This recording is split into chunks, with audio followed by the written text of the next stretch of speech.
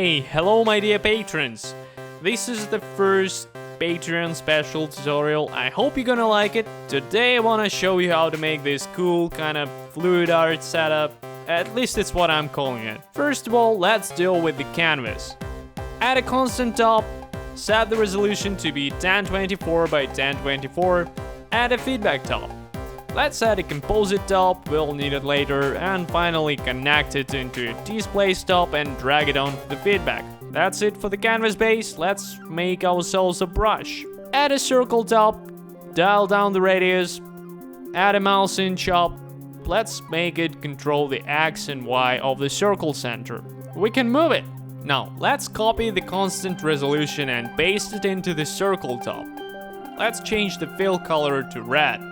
I want to be able to change the color with the mouse click. Here is an easy way to do this. Go to the mouse in chop, set the left button channel name to LM, plug it into select chop, select the LM channel, connect it into count, set the count limit to loop min max, and set the limit maximum to 3. Now, plug it into math chop and add an HSV adjust top to our circle. Connect the math into null and let it control the hue offset of the HSV adjust. All we need to do now is to go to math and change the output range to something like 80. Each time you click the left mouse button, the color will shift by 80 degrees, and what's cool is that you can change the circle fill color and it still works just fine.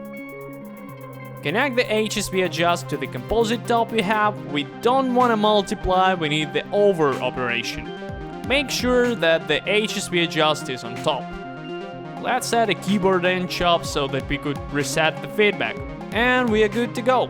Now let's figure out the displacement. Start by plugging the HSV adjust into a threshold, dial it down to something like 0.3, connect it into a slope top, connect the feedback into another slope. Let's add a composite. Connect both slopes into it and change the operation to average.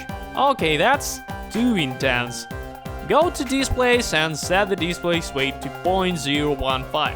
Add a noise top, set the output resolution to be the same as our canvas, and set the pixel format to 32-bit float.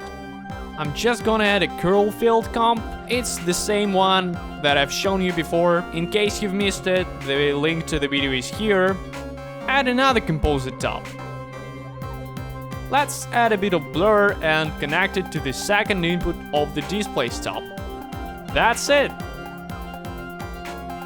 Here is a couple of things that are fun to tweak. First of all, try to add a level top right here. You can play with the invert parameter to change the displacement direction as well as the speed. Another one is pixel interpolation. If you go to the display top and disable interpolation, you'll get this cool looking 8-bit kind of feel. You can also change the noise period and play with a bunch of other parameters. Hope you've enjoyed this little tutorial, and a huge thanks for supporting my channel. I guess I'll see you in the next one.